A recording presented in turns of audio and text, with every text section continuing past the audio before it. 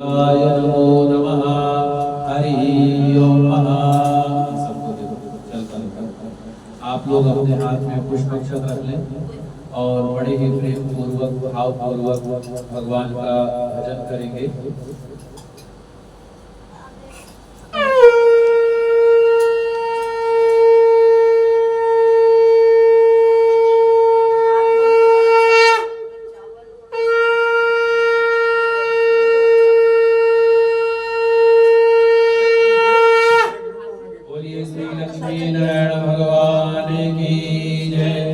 सत्यनारायण भगवान की। श्रीमन्नारायण नारायण नारायण भजमन नारायण नारायण नारायण लक्ष्मी नारायण नारायण नारायण। बोलिए श्री लक्ष्मी नारायण भगवान की। एक समय नैमिषारण्य क्षेत्र में नैमिषारण्य क्षेत्र में सौनक आदि 88,000 ऋषियों ने बटन मंत्र दिए। 88,000 ऋषियों ने पुराण वेत्ता श्री सूत जी महाराज से पूछा कि हे प्रभु, इस कलयुग में वेद विद्या रहित मनुष्यों को प्रभु भक्ति किस प्रकार मिलेगी तथा उनका उद्धार कैसे होगा। हे मुनि श्रेष्ठ, कोई ऐसा व्रत अथवा तप कहिए जिसके करने से थोड़े ही समय में पुण्य की प्राप्ति हो तथा मनोवांछित फल भी मिले। ऐसी कथा सुनने की हमारी प्रबल इच्छा है। सर्वशास्त्र ज्ञाता श्री सूत जी ने कहा कि हे वैष्णवों में पूज्य, आप सभी ने प्राणियों के हित की बात पूछी है। अब मैं उस श्रेष्ठ व्रत को आप लोगों से कहूंगा जिसे श्री लक्ष्मी नारायण जी ने भगवान श्री नारद जी को कहा था। और नारद जी ने श्री सत्यनारायण भगवान श्री नारद जी को कहा था। सो ये कथा ध्यान से सुनिए। एक समय योगी राज नारद जी दूसरों की इच्छा से सभी लोकों में घूमते हुए मृत्यु लोक में आए। यहाँ पर आकर के अनेक योनियों में जन्मे हुए सभी मनुष्यों को अपने कर्मों के द्वारा अनेक दुखों से पीड़ित देखकर विचार करने लगे, ऐसा कौन सा उपाय किया जाए कि जिससे कि इन प्राणियों के दुखों का नाश हो जाए। ऐसा मन में सोच करके नारद जी आए। यहाँ पर आए तो देखा हर कोई दुखी है, हर कोई परेशान है। कोई काम धंधे को लेके, कोई शरीर से है, कोई जो है हर तरीके के कोई ना कोई परेशानी। और परेशान क्यों है? कर्म की वजह से। आदमी ने जैसा कर्म है उसी हिसाब से उसको जो है वो चीजें मिल रही है। तो जो संत स्वभाव का व्यक्ति होता है ना, वो दूसरे के दुखों को देख करके दुखी होता है। और जो सज्जन स्वभाव का व्यक्ति होता है वो दूसरे के दुखों को देखकर दुखी होता। पर जो दुष्ट प्रवृत्ति का व्यक्ति होता है वो दूसरे को परेशानी में डाल करके मजे लेता है। पर नारद जी बड़े संत हृदय व्यक्ति, वो गए, जब देखा तो उनको दुख देखा नहीं गया। भगवान विष्णु जी के पास गए, वहां पर जा करके भगवान नारायण जी की उन्होंने स्तुति की। भगवान विष्णु जी का क्या स्वरूप है? 4 भुजाएं हैं और जो है श्वेत वर्ण है और इनके हाथ में शंख है, चक्र है, गदा है, पद्म है और पुष्पों की माला धारण कर रखी है, वरमाला। तो ये नारद जी भगवान की प्रार्थना करते हैं।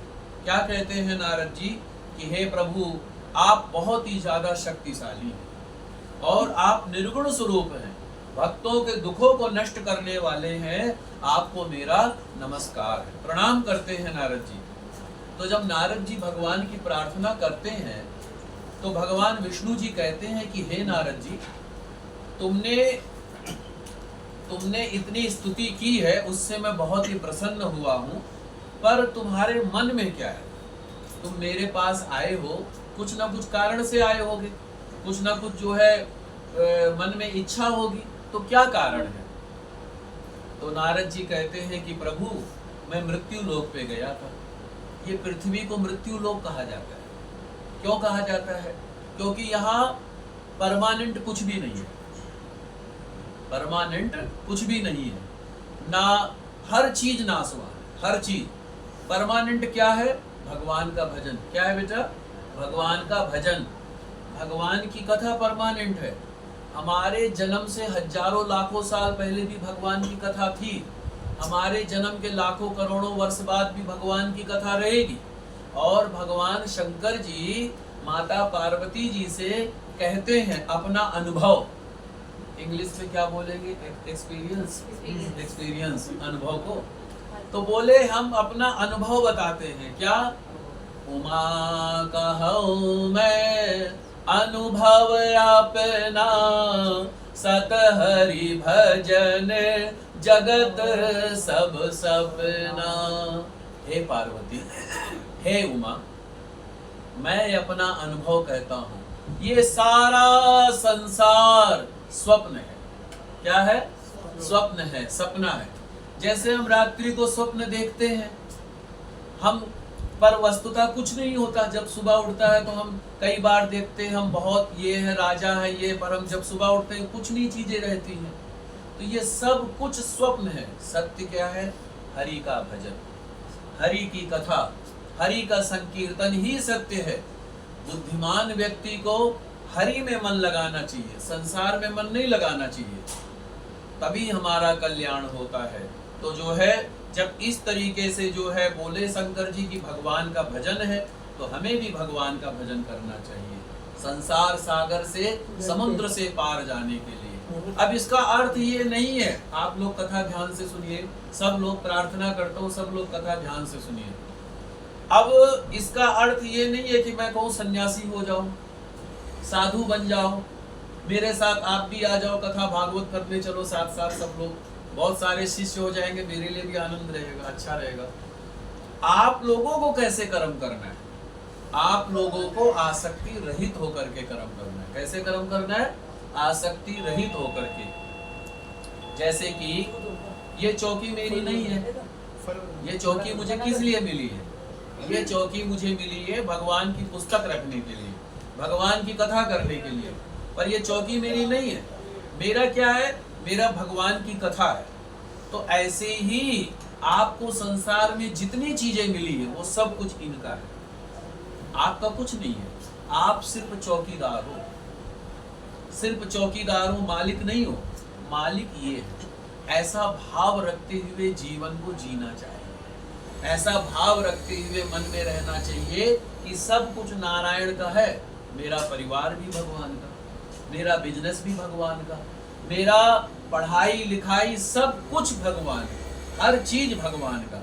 ऐसा मन में भाव रखेंगे, आपका कल्याण हो जाएगा। तो इस तरीके से हमें जीवन जीना चाहिए। तब भगवान ने कहा, तब नारद जी ने बोला कि प्रभु हर कोई दुखी है, उनके दुखों का पार का कोई उपाय बताइए। तो भगवान ने कहा कि नारद जी, ये तुमने बहुत अच्छी बात कही है। अब मैं तुमको एक ऐसा व्रत कहता हूँ जिसको करने से मनुष्य का कल्याण हो जाता है। कौन सा व्रत है? कि श्री सत्यनारायण भगवान का व्रत है। ये व्रत करने से क्या होता है? इस व्रत को करने से भगवान की भक्ति की प्राप्ति होती है, और स्वर्ग को देने वाला और यहाँ पृथ्वी में दुर्लभ है, ये बहुत बड़ा व्रत है, ये साधारण व्रत नहीं है। श्री सत्यनारायण भगवान का व्रत बहुत बड़ा व्रत है, एकादशी व्रत के बराबर माना गया है। तो ऐसा जो है व्रत है, तो ये भगवान का व्रत विधि पूर्वक करना चाहिए। और भगवान के ऊपर जो विश्वास रखता है, जो धारणा रखता है, वो जब तक तो पृथ्वी पे रहता भगवान उसको सुखी रखते, फिर उसके बाद में भगवान अपने लोक को प्राप्ति कराते हैं। अब सुखी कैसे रखते हैं? सुखी का अर्थ ये नहीं है आपके जीवन का कोई कष्ट है वो भगवान हरेंगे, सुख हरेंगे, नहीं। आपको जो है सब रहेगा, लेकिन ऐसी बुद्धि प्रदान कर देंगे कि हर चीज में आपको सुख का अनुभव हो। देखो, आप पूरे संसार में हर घर में कहीं ना कहीं चले जाओ, सबके जीवन में कष्ट है। कोई ऐसा व्यक्ति नहीं जिसके जीवन में कष्ट नहीं, और सुख भी है, दुख भी है। तो इन सुख और दुख से पार जाने वाला जो कार्य है ना, वो भगवान की भक्ति है। भगवान ऐसी बुद्धि दे देते हैं, अगर भगवान में बुद्धि लगाओगे तो भगवान वो कष्टों का हरण कर लेंगे। फिर उसके बाद में जब हम भगवान के लोक को जाएंगे तो अपने प्रभु अपने धाम को बुला लेंगे। इस तरीके से है।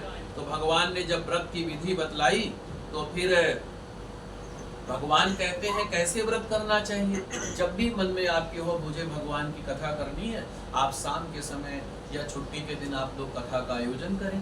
मुहूर्त का आयोजन मत देखें, मुहूर्त देखने का, क्योंकि अच्छा काम जब करना हो मुहूर्त बिल्कुल मत देखो।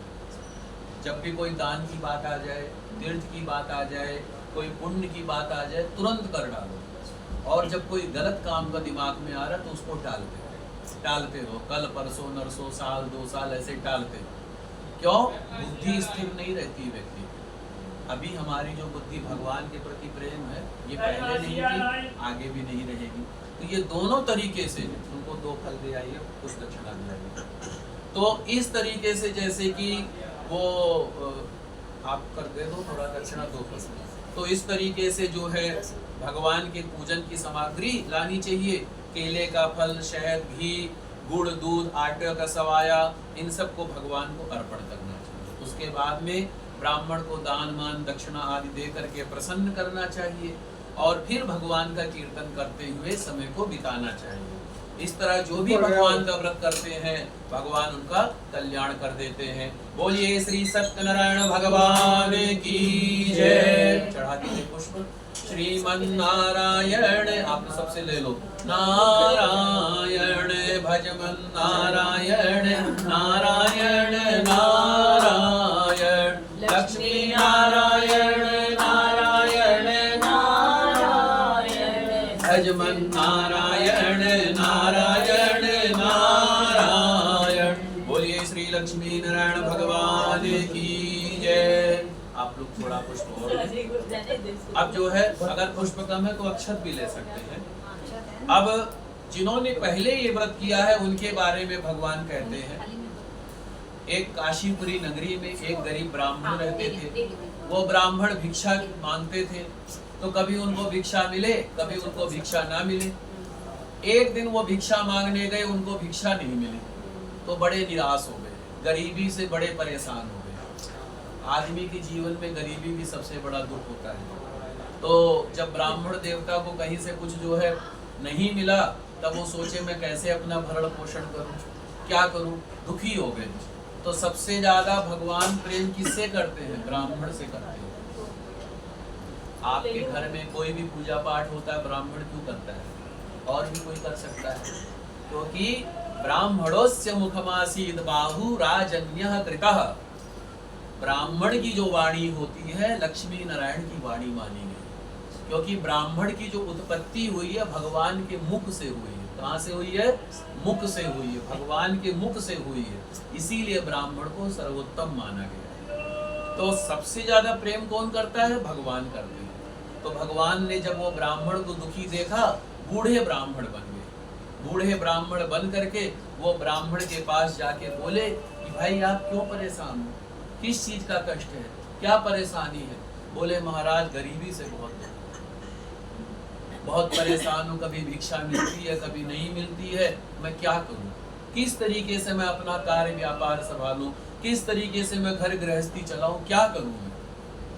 तो वो जो भगवान सत्यनारायण जी ने बूढ़े ब्राह्मण का रूप धारण किया था, बोले आप दुखी मत, मैं आपको एक उपाय बतलाता हूँ, आप उसको करोगे तो आपकी जो गरीबी है वो धीरे धीरे खत्म हो जाएगी। तो बोले क्या करना है? तो भगवान ने कहा कि आप श्री सत्यनारायण भगवान का व्रत करें, इनकी ही कृपा से आपको सभी प्रकार के कष्टों का निवारण हो जाएगा। उसके बाद में ब्राह्मण देवता ने कहा कि ठीक है, मैं इस पूजन को जरूर करूंगा। घर पर आए, रात भर उनको नींद नहीं है। अब होता है ना हमारे साथ में, जब हमारे मन में कोई संकल्प होता है तो हमारे मन में होता है भाई इसको करना है, कैसे करना है। और अच्छा कई लोग क्या होता है, जब कोई दान पुण्य होता, कोई चीज होता, कहते जी हम अभी नहीं कहेंगे नहीं, हम जब होगा तब करेंगे। लेकिन नहीं भैया, अगर आप शुभ संकल्प कर लोगे ना, ये पूरा करने वाला है, कहीं ना कहीं से पूरा करने वाला है। मेरे मन में अभी की बात बता रहा हूँ, 5-6 दिन पहले अचानक मन में आ गया सुंदरकांड का पाठ करना। अचानक मैंने सबको बोल दिया जी। बोले क्यों कर रहे हो? मैंने कहा जी मन में भाव आ गया सुंदरकांड पाठ करने। तो कहने का अर्थ क्या? भाव आएगा ना। अगर आप भगवान ने भाव दिया है ना, तो अगर आप कहोगे कि हाँ प्रभु करना, ये कोई ना कोई रास्ता बना देगा। तो ब्राह्मण भी सुबह सुबह जल्दी उठे और सोच लिए कि आज मैं भिक्षा मांगने जा रहा हूं और जो भी मुझको दक्षिणा मिलेगी उसी दक्षिणा से भगवान आपका पूजन करूंगा। ठीक है? आप कुछ परेशान से लग रहे हैं? अच्छा अच्छा, तो खुश रहिए ना, मुस्कुराइए, मुस्कुराते हुए अच्छे लगते हैं। आपकी मुस्कुराहट बहुत अच्छी लगती है ना? मुस्कुराया करिए, हंसते रहा करिए, सभी अच्छे लगते हैं। तो क्या हो गया कि वो ब्राह्मण देवता ने सोचा कि मैं जो है भगवान का व्रत करूंगा, और ऐसा सोच के वो गए भिक्षा मांगने के लिए। अब जब भिक्षा मांगने के लिए गए तो उनको भगवान की कृपा से बहुत दक्षिणा मिल गया, धनी बस्ती में पहुंच गए। अब जजमान उनको अच्छा मिल गया, बढ़िया दान दक्षिणा दे दिया। अब ये क्यों होता है सौरभ जी, पता है? ये इसलिए होता है, जब मन में भाव अच्छा रखोगे ना, भगवान सब काम अच्छा करेंगे। समझ गए? रामायण सबने पढ़ा है। रामायण में एक चौपाई आती है, जाकी रही भावना जैसी, प्रभु मूरत देखी तिन तैसी। अपने गुरु के प्रति, अपने माता पिता के प्रति, अपने जो है भगवान के प्रति जैसे भाव रखोगे वैसा भगवान आपका कल्याण करेंगे। आपके सर्वप्रथम आपके माता पिता ही आपके सब कुछ है। आप लोगों का क्या कर्तव्य है? आप बाबूजी और माँ जी की भरसक खूब सेवा करो। भगवान की सेवा बाद में कीजिए, पहले आपकी सेवा कीजिए। क्यों? जैसी करनी वैसी भरनी, क्योंकि सास भी कभी बहू थी। समझ गए? नहीं लिखा। तो आपको भी कल सास बनना है कि नहीं? तो आप जैसे सेवा किए रहोगे माँ बाबू जी की, वही चीज आपको भी मिलेगा। मिलेगा कि नहीं मिलेगा?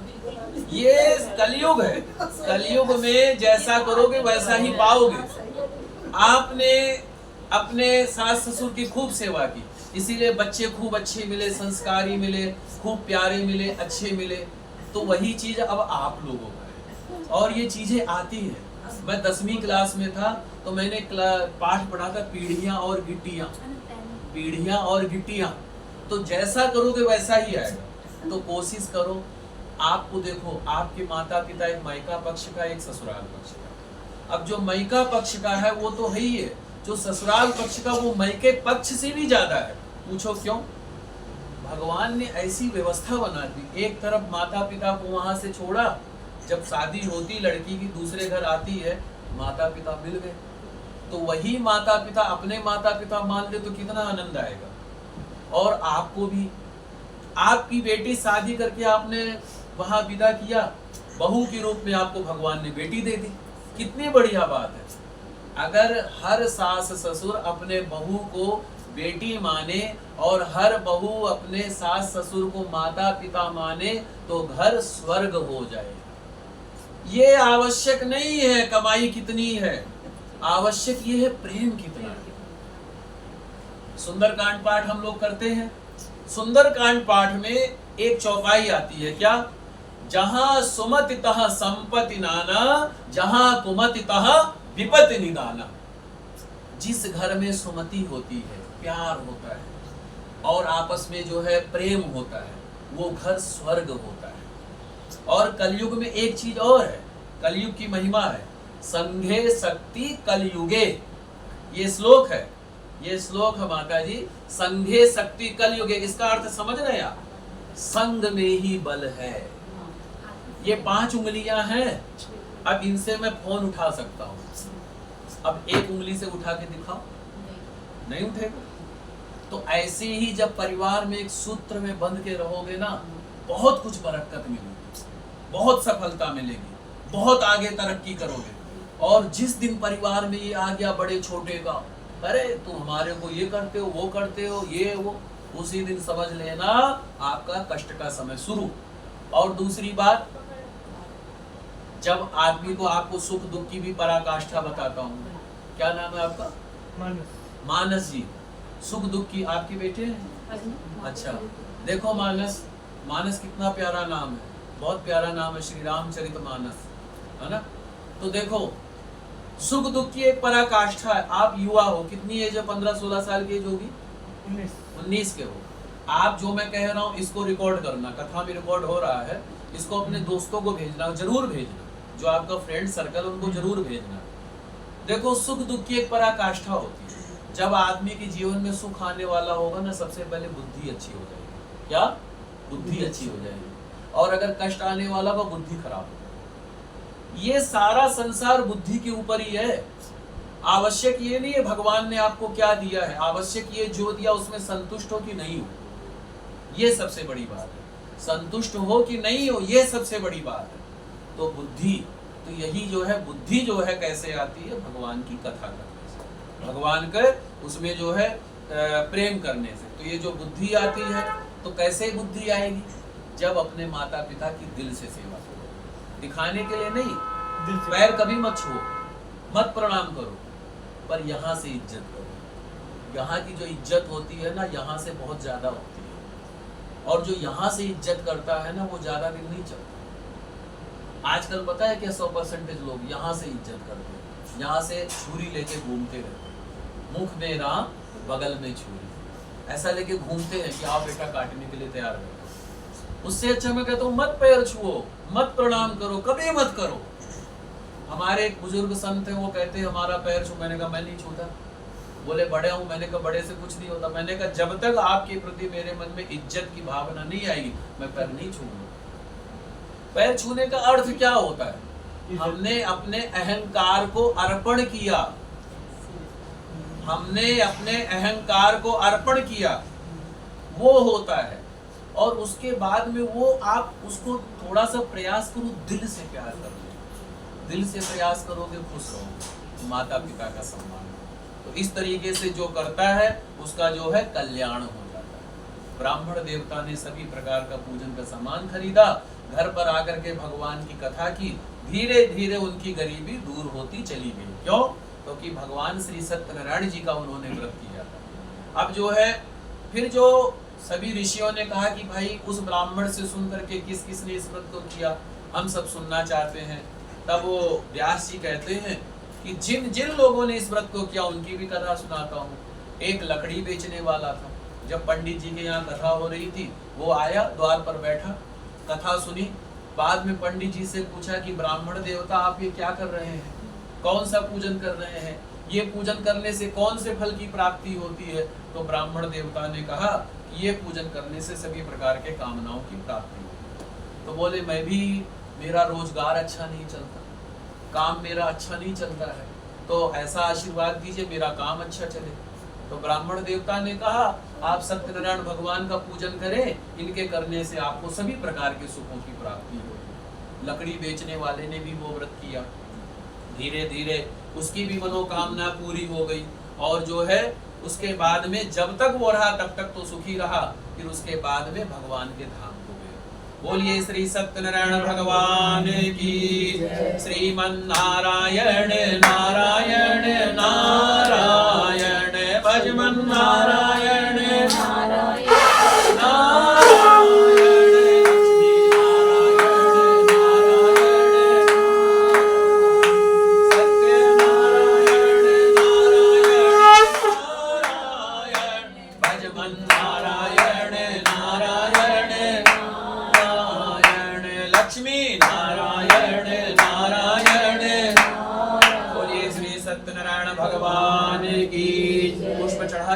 चढ़ा दिया करिए थोड़ा थोड़ा, कुछ हर अध्याय पे चढ़ाना चाहिए।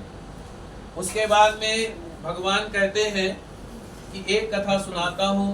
उल्कामुख नाम का एक राजा था, अपने रानी के साथ में नदी के किनारे वो भगवान की पूजा कर रहा था।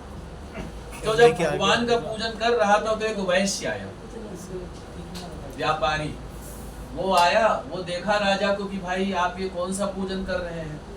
तो राजा ने कहा कि मैं संतान की कामना के लिए पूजन कर रहा हूं, मेरी कोई संतान नहीं है और मुझे विश्वास है कि मैं भगवान का पूजन कर रहा हूँ, मुझे संतान का आशीर्वाद जरूर मिलेगा। तब वैश्य ने कहा कि मैं भी ये पूजन करना चाहता हूँ, क्योंकि विवाह को काफी वर्ष हो गए, मेरी कोई संतान नहीं है। तो बोले कि ठीक है आप ये पूजन अवश्य करें। घर पर आया और घर पर आकर के अपने पत्नी से कहा आज मैंने नदी के किनारे एक राजा को पूजन करते हुए देखा, अपनी रानी के साथ बैठ करके भगवान की कथा कर रहा था। तो मैं भी भगवान का व्रत करूंगा अगर भगवान मुझे संतान देंगे। अब क्या होता है, हर व्यक्ति आजकल यही करता है। क्या करता है कि जब मेरी कामना पूरी होगी प्रभु आपका ये काम करो, हर कोई कहता है ना, है? लेकिन बहुत कम ऐसे लोग हैं कि नहीं प्रभु मैं आपके लिए पूजन कर रहा हूँ, आपको प्राप्त करने के लिए पूजन कर रहा हूँ। बहुत कम लोग ऐसे हैं, नहीं तो हर कोई कामना करता है कि मेरा ये काम हो जाएगा तो प्रभु मैं आपका ये काम करूँ।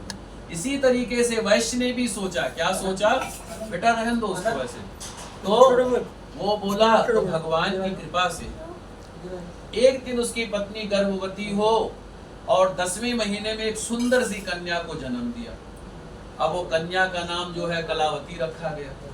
दिनों दिन हर दिन लड़की जो है बढ़ने लगी। एक दिन जब लड़की सयानी हो गई वैश्य की, तो फिर वो व्यापार करके आ रहा था, देखा कि मेरी बिटिया तो बड़ी हो गई है, कोई अच्छा सा घर बार मिल जाए, अच्छा सा जो है घर बार मिल जाए, रिश्ता अच्छी जगह कर दूं। ऐसा सोच करके उसने अपने सेवक को कहा कि भाई मेरी पुत्री के लिए कोई अच्छा सा लड़का देख करके लाओ।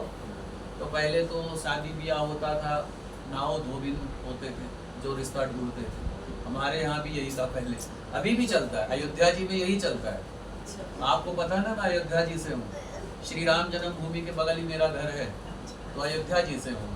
तो वहाँ हमारे यहाँ परंपरा आज भी है, कोई रिश्ता ढूंढना होगा नाव धोबी को लगा देंगे कि भैया कहीं कोई अच्छा सा लड़का होगा या लड़की होगी बताना मेरे बच्चे के लिए। तो फिर वो जी गए और ढूंढ करके ले आए। तो अपने गोत्र के हिसाब से, अपने परिवार के हिसाब से वैश्य ने देखा कि लड़का भाई ठीक है, अच्छा कमा खा रहा है, बढ़िया है, तो उन्होंने विधि विधान पूर्वक भगवान को विवाह कर दिया। अब जब विवाह कर दिया पर भगवान का व्रत करना भूल गए। तो जब उसकी पत्नी ने कहा कि भाई आपने संकल्प किया था कि जब मेरी संतान होगी तब मैं भगवान का पूजन करूंगा, उद्यापन करूंगा पूर्णमासी का, कथा का, पर आपने किया नहीं था, और अब बिटिया की विवाह हो रहे हैं तो फिर अभी भी आप कर लीजिए। तो बोले कि क्या बताऊं, अभी शादी ब्याह में इतना सारा खर्चा हो गया है, भगवान का पूजन बाद में करें। ऐसा सोच करके वो बोले कि भाई वो व्यापार करने चला गया। अब देखो आप, जब भी भगवान का कोई कार्य करना होता आदमी टालता है, संसार का कोई काम करना होगा तुरंत कर डालेगा, पर भगवान के कामों को टालता रहे कि कल करेंगे, बाद में करेंगे, ऐसा टालता रहता। तो प्रभु को किसी चीज की इच्छा नहीं है, किसी चीज की कामना नहीं। एक बात बताइए, क्या सूर्य भगवान को आपके जल की आवश्यकता है? ये तो आपका प्रेम है, आप भगवान सूर्य को जल देते हैं। क्या भगवान शंकर जी को आपके जल की आवश्यकता है? वो तो स्वयं गंगाधर है, उनके स्वयं जटा में गंगा जी बह रही है। तो जो स्वयं गंगा जी जटा में बह रही है उनको जल की क्या आवश्यकता है? उनको दुग्ध दही घृत शहद की क्या आवश्यकता है? लेकिन उनको आवश्यकता आपके भाव की, आपके मन की है कि आपका भाव कैसा है। तो आप अपने भाव से भगवान सूर्य को जल देते हैं, भगवान शंकर जी को जल चढ़ाते हैं, दुग्ध चढ़ाते हैं, घृत चढ़ाते हैं। तो इसी तरीके से भगवान को भक्त से प्रेम होता है। तो जब भक्त से प्रेम होता है तो भगवान उसके साथ लीला करते हैं। तो भगवान ने क्या किया? लीला की। लीला कैसे किया? वो व्यापार करने गया, व्यापार करने अपने दामाद के साथ गया, और यहाँ पर जो है दोनों माँ और पुत्री थी अकेले। तो क्या हो गया, घर में जो धन रखा था चोरी हो गया। मैंने बताया ना आपको, जब जीवन में कष्ट आने वाला होगा तो आदमी की बुद्धि खराब होगी, और जब बुद्धि खराब होगी तो भगवान से अलग होगा, भगवान से अलग होगा तो धीरे धीरे प्रभु जो है लीला करेंगे उसके साथ। और उधर क्या हुआ, जब वो वहां पर व्यापार कर रहा था तो वहां पर नाव के पास में वो लोग बैठ के समुद्र के किनारे अपना व्यापार करते थे। तो राजा के यहाँ चोरी हो गई थी, और चोर जो है राजा का धन चुरा करके भाग गए। जब देखा कि भाई पुलिस तो मेरे पीछे पड़ी हुई है, अब तो हम पकड़े जाएंगे, तो फिर जो है जो धन रखा था राजा का, जो पैसा रखा था, उन्होंने वो नाव में डाल दिया। अब आज भी देखो क्या होता है, हम चाहे कितने भी अच्छे हो, पर हमारे पास में अगर कोई गलत वस्तु पकड़ी गई है तो हम ही दोषी माने जाएंगे। ठीक है। अब देखो इसमें क्या है, अनंत अभी स्कूल जाते हो कौन सी क्लास में हो? सेकंड में हो। अब तुमको मैं एक चीज बोल के जाऊंगा, वैसे तो आता रहता हूँ तुम्हारे यहाँ, पर मेरी एक बात मानना। क्या मानोगे? कभी भी कोई गलत संगत मत करना। क्या? गलत संगत मत करना कभी भी। ये तुमको एक ही सीख दे रहा हूँ, ज्यादा कुछ नहीं करूँगा, सिर्फ एक ही चीज बता रहा हूँ। क्या? गलत संगत मत करना। अगर अच्छी संगत करोगे बहुत बड़े आदमी बनोगे, बहुत बड़े पैसे वाले बनोगे, बहुत सुख पाओगे, बहुत चीजें पाओगे। पर अगर एक बार गलत संगत में चले जाओगे तो कभी तुम्हारे को सुख नहीं मिलेगा। ये आपको बता रहा हूँ क्योंकि अभी आप शुरुआत है, सेकंड में हो ना। जैसे जैसे बड़े होते जाओगे हर तरीके के लोग मिलेंगे। ऐसे आप भी जीवन में संगत का बहुत असर पड़ता है, बहुत ज्यादा असर पड़ता है। जैसी संगत वैसी रंगत। आप अगर चोर उचक्के के साथ बैठे हो, आप भले कितने साधु संत व्यक्ति हो, चोर ही समझे जाओगे। और किसी जुआरी के साथ बैठे हो, किसी गलत व्यक्ति के साथ बैठे हो, वही समझे जाओगे। पर अगर आप एक सज्जन के साथ बैठे हो, साधु संत के पास बैठे हो, ब्राह्मण के पास बैठे हो, सज्जन के पास बैठे हो, माता पिता के पास बैठे हो, दादा दादी के पास बैठे हो, बड़ों के साथ बैठे हो, आपको बहुत चीजें मिलेंगी, अच्छी चीजें मिलेंगी। संगत का बहुत असर पड़ता है, इसीलिए संगत अच्छी रखना। और आपको भी कहना चाहिए, आप मेरे भाई के समान हो। संगत का बहुत असर पड़ता है। जीवन में कुछ भी करो, संगत अच्छी करो। दो चीजें तो बहुत अच्छी रहेगी। संगत जैसी करोगे वैसे जीवन का निर्माण, वैसे ही बनोगे, वैसे ही बनोगे जैसा चाहोगे। पर संगत अच्छी रहे तो क्या हो गया, जब वहां पर उन्होंने देखा कि सैनिकों ने कि वो धन तो उनके पास रखा है, तो जैसे कि भाई जहाँ जो मिलता है वही जाना जाता है, तो उन्होंने उन्हीं को चोर समझ लिया और चोर समझ करके वो उनको पकड़ करके ले गए। अब वो तो बेचारे व्यापारी भाई थे, बिजनेसमैन थे, वैश्य भाई थे। अब वो उनका क्या दोष, वो तो व्यापार करने गए थे, पर भैया राजा का धन उनके पास मिल गया, इसीलिए उनको चोर समझ लिया गया। और जब चोर समझ लिया गया तो उनको जो है हथकड़ी बेड़ी डलवा करके उनको महान कारागार में डाल दिया, बहुत बड़े जेल में डाल दिया। वो दोनों कहते रहे कि हम चोर नहीं, हम व्यापारी हैं।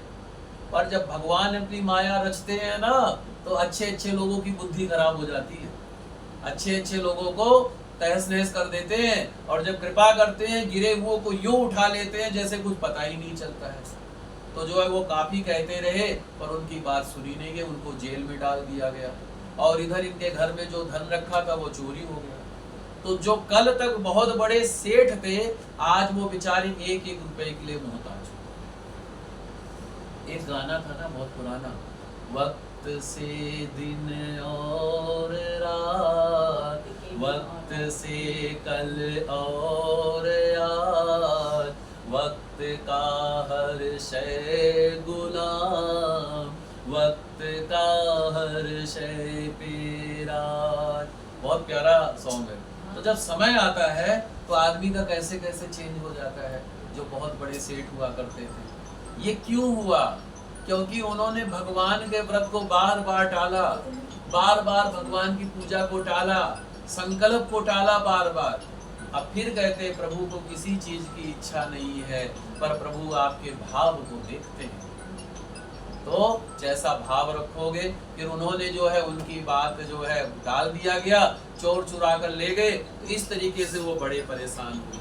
तो एक दिन उनकी बेटी कलावती वो गई एक जगह, कथा सुना उसने, कथा सुना, कथा सुन करके घर पे गई। और घर पे जाके उसकी माँ ने कहा भाई तू इतनी रात तक कहाँ गई थी? अपने लड़की से पूछा इतनी देर में कहाँ से आई है? तो बोले कि माता मैंने एक जगह में गई थी, कथा हो रही थी, वहां में रुक गई थी। तो बोले मैं प्रसाद लाया।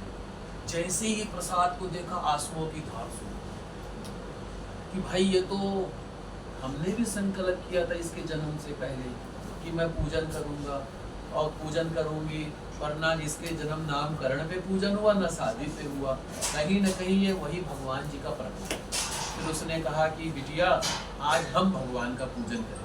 दूसरे दिन वो जो घर में जो कुछ भी रखा था, पत्र पुष्प फल जो भी था, उसने भगवान का पूजन किया और प्रार्थना किया कि हे प्रभु मेरा पति और मेरा दामाद जल्दी से घर आ जाए। ये भी कहा कि हमारे से कोई गलती हुई इसके लिए क्षमा करो।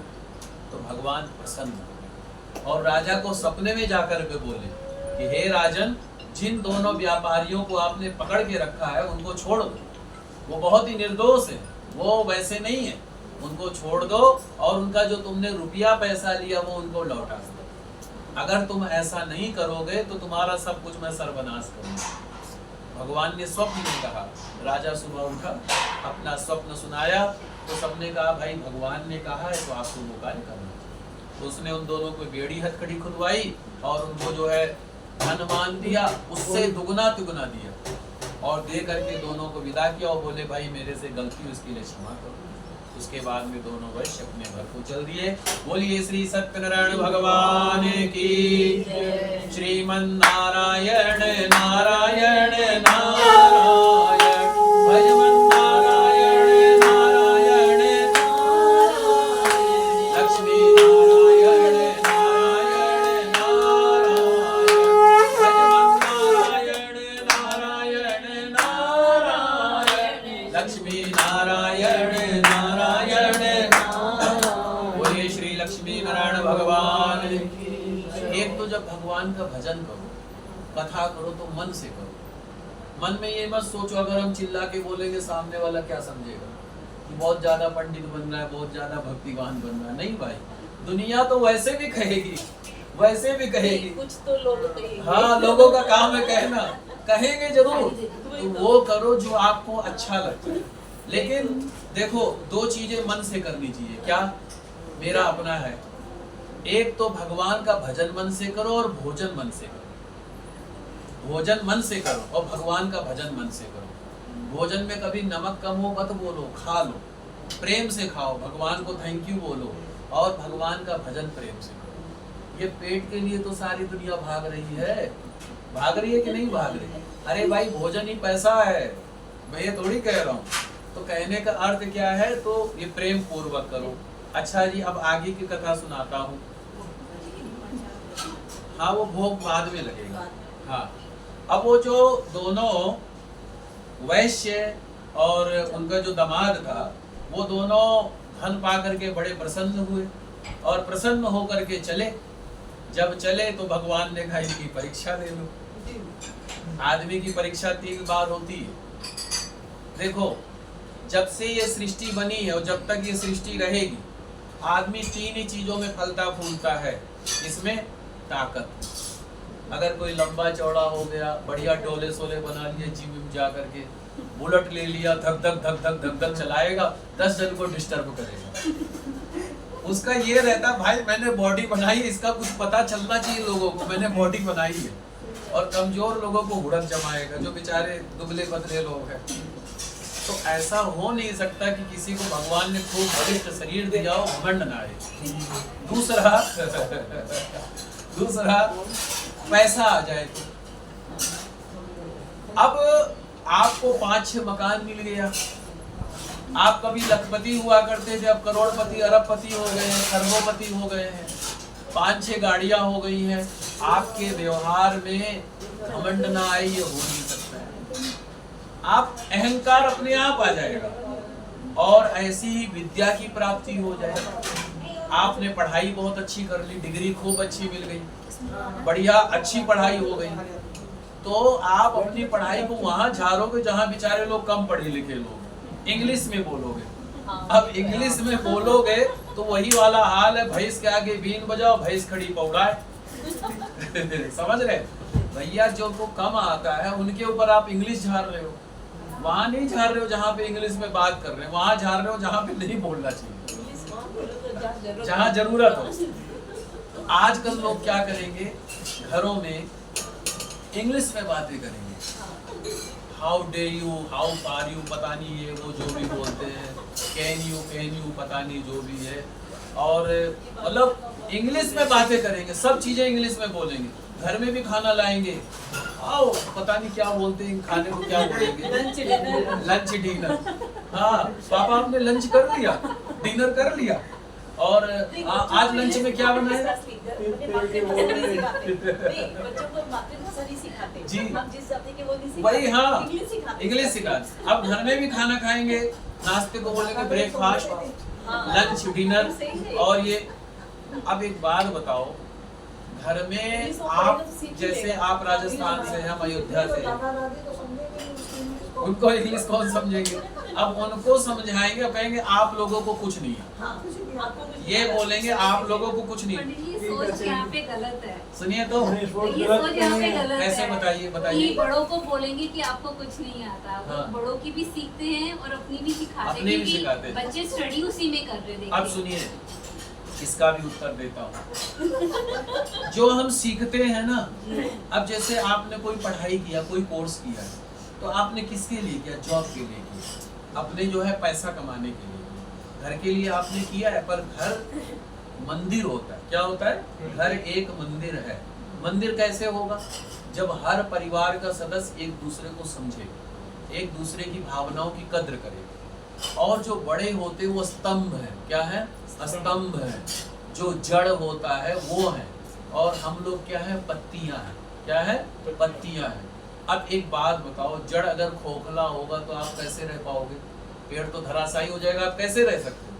तो उसमें क्या करना चाहिए, मैं आपकी बात के ऊपर बता रहा हूँ, उसमें क्या करना चाहिए? घर में जो आपकी मातृभाषा, उसको प्रयोग उसको करो। राजस्थान की और राजस्थानी भाषा में बोलो, कोई शर्म नहीं है, सिखाओ। हम अयोध्या के हैं, हम लोग मातृभाषा से अपने, हाँ हम घर में हैं, हमको अपने अयोध्या की भाषा में बोलना है। और ऐसे ही जो जहाँ के हो उस भाषा में बोलो। और प्रयास ऐसा करो, घर में घर के जैसे, घर में घर के जैसे रहो।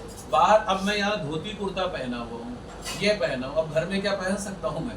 आप बताओ, घर में कैसे पहनूंगा भाई? अब अगर यहाँ मैं अगर घर की वेशभूषा में आ जाऊंगा तो आप कहोगे ये कौन है? कौन है भैया, कहाँ से आए? हमारी पहचान किससे? हमारी ड्रेस से। मैं इनको भी बोल रहा था, मैंने कहा भाई अपनी ड्रेस बढ़िया रखनी चाहिए, मजबूत होनी चाहिए, दूर से लगे हाँ भैया कोई प्रकांड पंडित जी आए। अब जा करके कच्चे बनियान में जाके बैठ गए, कौन है भैया? कितने ज्योतिषियों कथावाचकों को कौन जानेगा? ड्रेस पहचान है। तो ऐसे ही आपका जो बिजनेस है, जो अपना कार्य है, वो बाहर के लिए है।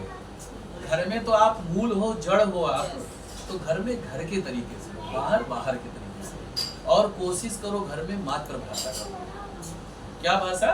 मातृभाषा का प्रयोग करो, तो सुखी रहोगे। तो क्या है कि इस तरीके से आनंद आता है। तो घर में घर के जैसे रहो, बाहर बाहर के जैसे रहो। आदमी को दो रूप रखना चाहिए, घर में घर के जैसा, बाहर बाहर के जैसा। बाहर की बातें घर में नहीं, घर की बातें बाहर, ये ध्यान जरूर रखना चाहिए। अगर अपने घर परिवार को अच्छा बनाना चाहते हो, घर की बातें कभी मत शेयर करो, कभी मत शेयर करो। और बाहर की बातें घर में मत शेयर करो, सुखी रहना है तो। क्योंकि आपका व्यापार एक अलग केंद्र है, वहां पर हर तरीके के लोग मिलते हैं। घर घर घर परिवार है, घर एक मंदिर है, प्यार की होती जिसमें पूजा, तो घर एक मंदिर। इस तरीके से रहना चाहिए। अब जी देखो, आदमी को पैसा आ जाए अहंकार ना आए, ताकत आ जाए अहंकार ना आए, विद्या बढ़े अहंकार ने, तो जान लेना भगवान की भक्ति है। अभी मैं एक प्रत्यक्ष बात बता रहा हूँ, रेखा गुप्ता जी के लिए मैंने भी कुछ प्रयास किया। वो विधायक से मुख्यमंत्री बन गई, अच्छी प्रसिद्धि मिल गई। मैंने मुख्यमंत्री बनते हुए भी देख लिया, मैंने वो भाव भी देख लिया। मैं बुराई नहीं कर रहा हूँ, लेकिन एक भाव होता है। भगवान ने आपको, कल को मैं बहुत बड़ा कथावाचक बन जाऊँ, अरबों खरबों का मालिक बन जाऊँ, मेरे व्यवहार में, मेरे बोलचाल में फर्क आ जाए, नहीं होना चाहिए भैया। प्रेम का भाव है, जो घर में अगर ऐसा रखोगे तो भगवान आपको रोके रहेंगे, और जब डगमगा जाओगे ना तो भगवान आपसे वो चीजें छीन लेंगे। तो वहां पर जैसे ही उन्होंने वो चीजें मिली, भगवान ने कहा परीक्षा में, तो जाके बोला भाई तुम्हारी नाव में क्या है? बोले मेरी नाव में तो बेल पत्ते भरे हैं। तो बोले ठीक है, ऐसा ही ठीक है। अब आपको एक चीज आज के हिसाब से बता रहा हूँ, आज के समय में जब कोई पूजा पाठ करता है, व्रत कथा करता है, पंडित जी काम नहीं चल रहा है, परेशान है, दुखी है, और जब कहीं कोई और काम होता है तो बहुत चीज बताते। इसका मैं एक चीज बता दूं, जैसे कई रिश्ता बताते हैं, लड़की की कमाई होगी लाख रुपया, 2 लाख बताएंगे, घर होगा 1 2 3 4 बता देंगे, वहां बढ़ चढ़ के बताएंगे। लेकिन जब महाराज जी अब नहीं चलता ये सब, अब नहीं चलता, अब नहीं चलता। अच्छा। पूरा अच्छा, सबको पूरा जांच पड़ताल हो जाती है। अब महाराज जी अब तो ना उसके पेपर भी चेक होते हैं। अच्छा, यहाँ पर वाह, होने लग गया। क्या बात। अच्छा, लेकिन अब अच्छा इतनी चीजें हैं। कुछ भी मत बोलो वाह। गलत भैया। अच्छा ज्यादा बढ़िया है। अच्छा देखो आप, लेकिन क्या है, आदमी जब संसार का काम करेगा तो फिर क्या करेगा, वो सोचेगा कि भाई बहुत बड़ा चढ़के पर भगवान का, पर वस्तुतः जो आपका जो आप देते हो, जो दान करते हो, जो करते हो, ये वही चीजें आपको मिलती है, वही चीजें मिलती है और कुछ नहीं मिलता, और रिटर्न मिलता है, अधिक रिटर्न जरूर मिलता है। तो जब वो सन्यासी जी ने कहा, जो भगवान सन्यासी जी बने, बोले ठीक है भाई तुमने जो कहा वही हो, और उसके बाद में वो जाकर के साधना पे बैठ गए। इधर जब वैश्य ने देखा कि मेरे पास तो बेल पत्ते हो गए, अच्छा पैसे से तो हो सकते हो, मुझे भी है, मैं कहूँ कि नहीं है, पर हाँ नहीं चलता। हाँ हाँ, अच्छा पर एक चीज बताओ, बुरा मत मानिएगा, वैश्य परिवार पैसे को महत्व देता है, उनको पता होता है पैसे को कैसे मैनेज करना है, हमको नहीं पता है, नहीं भगवान ने जो जैसे, लेकिन वो पता है 10 रुपए का 1000 रुपए कैसे बनाना, उनको पता है, सबका दिया काम दिया। तो क्या है कि उनको पैसे से मोह था, मुझे भी है, सबको है। तो क्या हो गया, तो जब उनका सारा पैसा उड़ गया, जो मेहनत की कमाई थी सारी खत्म हो गई, बड़े निराश हो गए, बोले भाई बड़े दुखी हो गए, अब क्या होगा, बड़े परेशान हो गए। तो उनके दामाद ने कहा आप शोक ना करें, वो जो महाराज जी आए थे उनसे जाके क्षमा मांगे, प्रेरणा हुई, गए क्षमा मांगे कि प्रभु हमसे गलती हो गई। तो बोले मैं जानता हूँ फिर भी मैं तेरी बार बार परीक्षा ले रहा हूँ। तो वैश्य ने कहा कि प्रभु आपकी माया से तो बड़े बड़े देवता हार गए हैं, तो हम क्या चीज है, आप प्रसन्न हो जाइए, मुझे आपने जो भी सामर्थ्य दिया है आपका पूजन करूंगा और मेरी रक्षा कीजिए, मेरी नौका को धन से भर दीजिए। उसकी जब बात सुनी तो भगवान ने उसके नौका को धन से भर दिया, फिर वो बड़ा प्रसन्न हुआ और अपने घर की ओर चला। जब घर के पास पहुंचा तब उनकी पत्नी और उनकी बेटी भगवान का पूजन कर रही थी। तो जब समाचार सुना कि भैया आपके पति आ गए हैं, आपका दामाद आ गया है, पूजा पाठ में मन नहीं हुआ। बोले पंडित जी बहुत ज्यादा लंबी बातें हो गई, जल्दी से करो, देर हो रहा है। सही बोल रहे पंडित जी, बिल्कुल पॉइंट की बात है। तो वो बोले जी उन्होंने ना प्रसाद लिया ना आरती हुई, भागे वो। अब जब वो भागे तो वहां पे भगवान ने क्या किया, जो उनका दामाद था उसको नाव सहित पानी में जो है अदृश्य कर दिया, गायब कर दिया। फिर जब उनकी बेटी ने देखा कि मेरा पति कहाँ है और वो नाव, तो बड़े दुखी हुए, बोले अब क्या करना चाहिए। तो बोले उन्होंने भगवान की प्रार्थना की, सबको बुला करके कहा मुझसे या मेरे परिवार से जो भी भूल हुई है उसके लिए क्षमा करो और जाकर के प्रभु जो है प्रसन्न हो जाओ। तो आकाशवाणी हुई कि हे वैश्य, तेरी जो बेटी है वो मेरा प्रसाद छोड़ करके आई है, इसीलिए मैंने इसके पति को गायब किया है। अगर ये घर जाए प्रसाद खा करके आए तो इसे इसका पति अवश्य मिलेगा। तो वो घर पर गई, फिर बोला पंडित जी अब विधि पूर्वक करो, अच्छे से करो। तो फिर उसके बाद में विधि पूर्वक कथा हुई, प्रसाद लिया और फिर आकर के उनको मतलब पति मिला, धन दौलत से संपन्न हो गए, जब तक रहे तब तक सुखी रहे। बोलिए श्री सत्यनारायण भगवान की, श्रीमन नारायण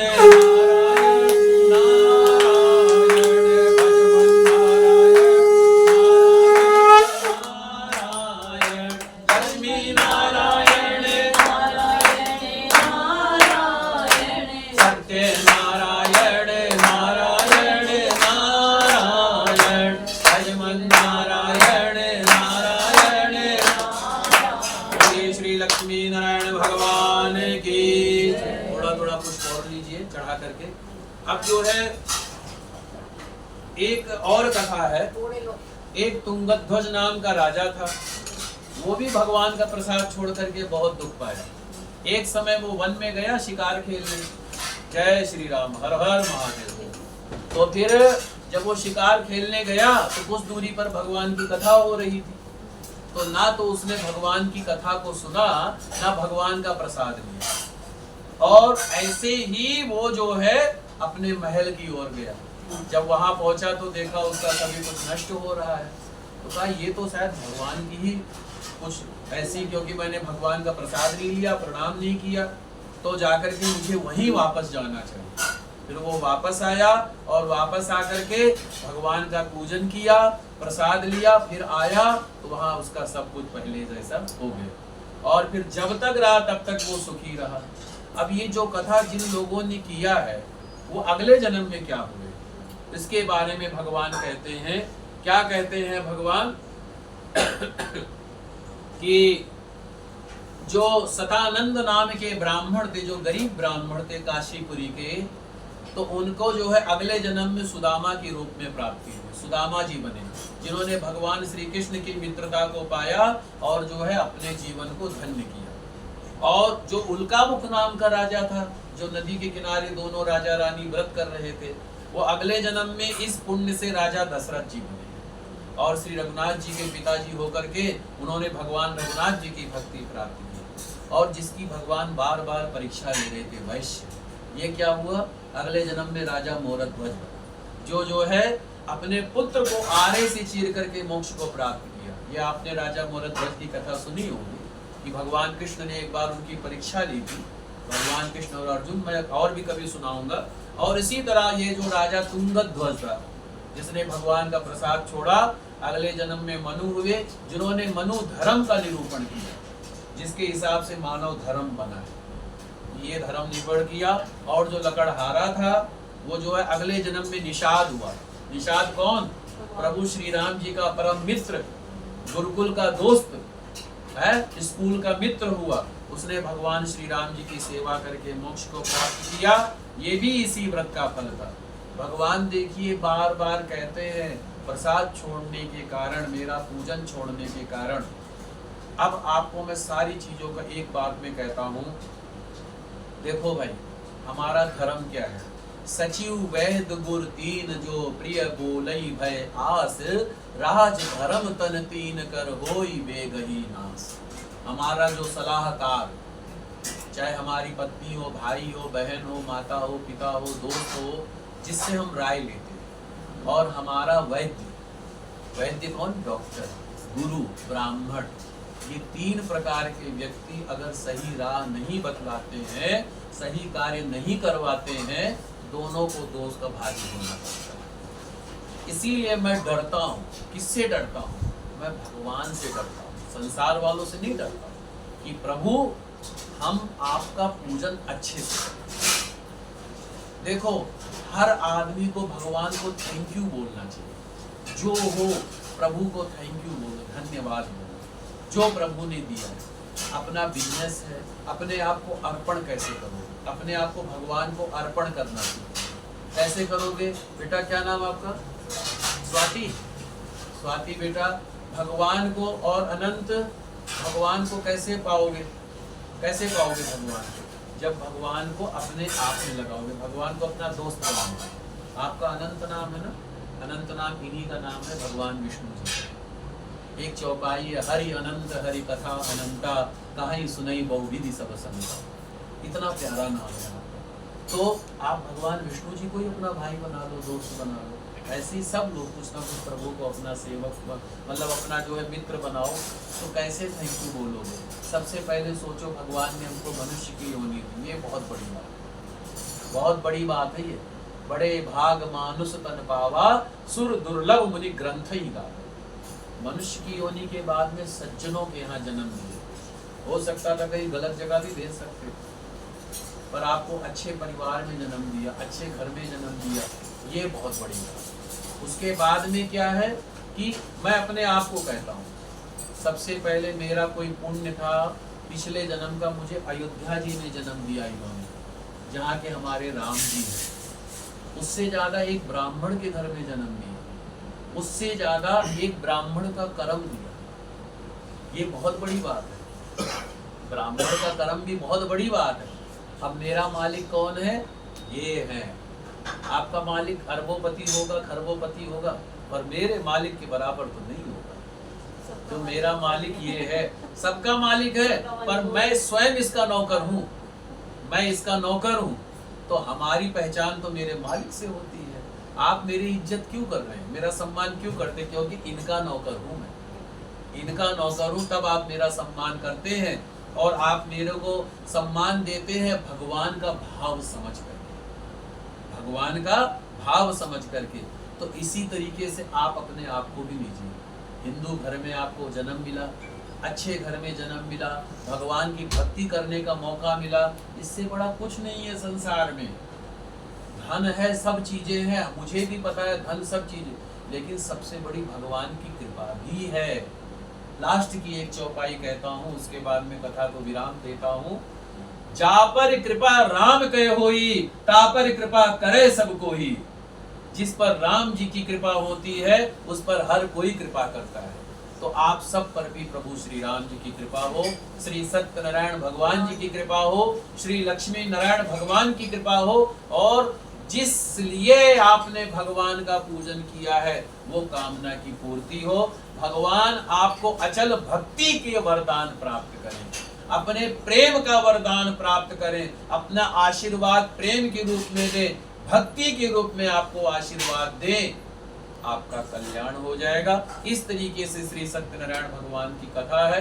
बोलिए श्री सत्यनारायण भगवान की जय। श्रीमन नारायण नारायण भजमन नारायण